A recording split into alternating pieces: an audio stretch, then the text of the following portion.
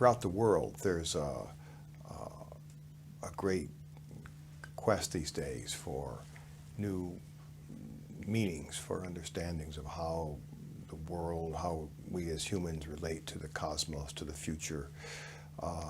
And many of the old faiths are dying, at least in their institutionalized forms. Have been discredited in various ways, or at least have facing various kinds of problems. And yet I think there's still kind of a quest for meaning, for transcendence, for a connection with something larger than oneself. People are looking for it in various ways.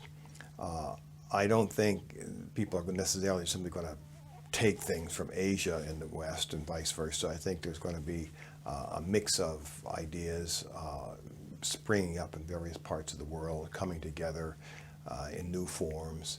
And I think in a certain sense this is a way for the future. The great German historian, philosopher Karl Jasper has talked about what he called the Axial Age, by which he meant the axis of human history, about 2,500 years ago, when the great world religions sort of independently came into existence. Monotheism and Judaism, the Greek philosophers, Confucius, the Buddha.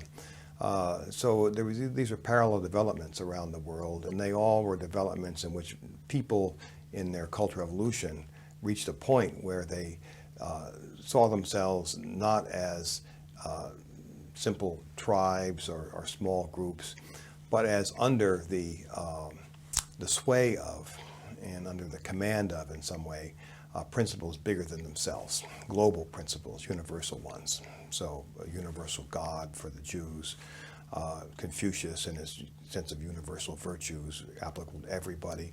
This was a great moment in human history, often submerged in many ways. Well, Jasper said writing in 1949, right after World War II, that all these movements, in a certain sense, played themselves out.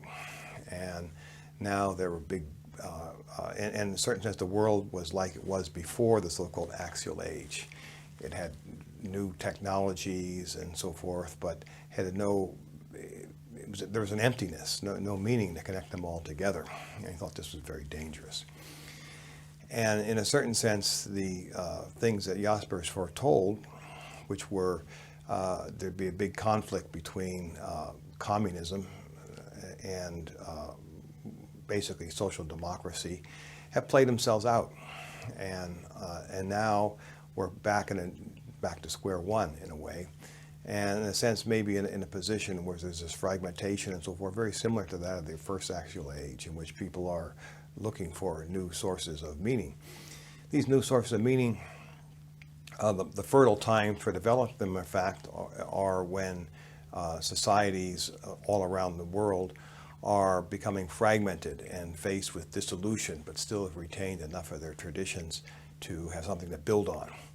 This was certainly the case in China during the so-called Warring States period, about the middle of the first millennium of BC.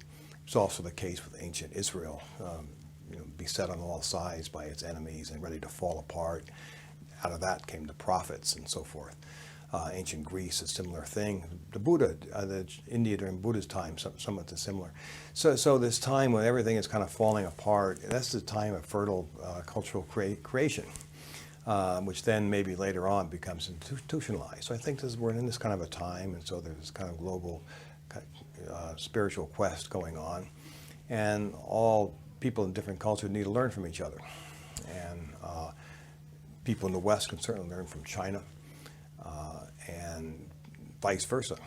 And in my own career, I've seen myself as attempting to be a kind of a bridge builder, between East and West. And this is just my contribution to this project is one small part of that enterprise.